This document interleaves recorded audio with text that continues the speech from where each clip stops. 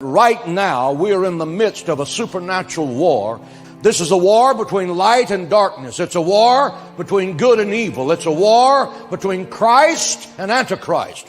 This supernatural war is a fight to the finish. It's not until you get tired or you get weary. We're not doing this in our strength. We're doing it in God's strength.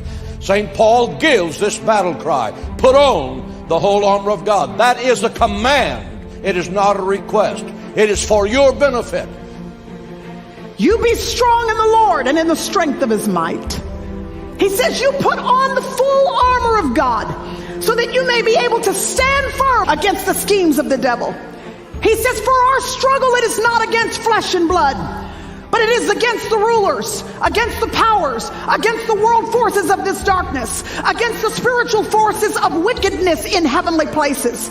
He says, so therefore, you better lay down all your earthly weapons that do not work and take up some weapons that will actually have benefits in your life. He says, take up the full armor of God so that you may be able to resist in the evil day. And having done everything to stand firm, he says you ought to just stand firm, therefore. In this passage, the Apostle Paul introduces, almost for the first time, at least this overtly, he introduces the concept of spiritual warfare. Paul says, endure hardness as a good soldier of Jesus Christ. Fight the good fight of faith. We're more than conquerors through Christ. St. Paul says in Colossians 2:15 that on the cross, quote, Jesus was spoiling powers and principalities and making a public show of Satan. The Bible says, for this cause came Christ into the world to destroy the works of the devil.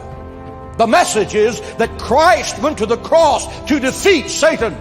Now the point I'm making here is this: you cannot believe in redemption of the cross and not believe in the purpose of the cross. And the purpose of the cross was to destroy a very real devil whose objective is to destroy you. The Apostle Paul says you have an enemy and he's very, very real, and he's banking on the fact that you will forget he is there. There is a satanic force in this universe that's trying to deceive, divide, and to destroy, and he's being far too successful. And there'll never come a time in your life where Satan decides to leave you alone.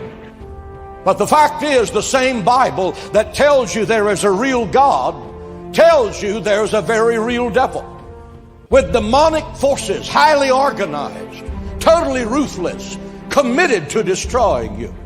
And that those demon powers will attack your mind and attack your body and attack your marriage and attack your finances and attack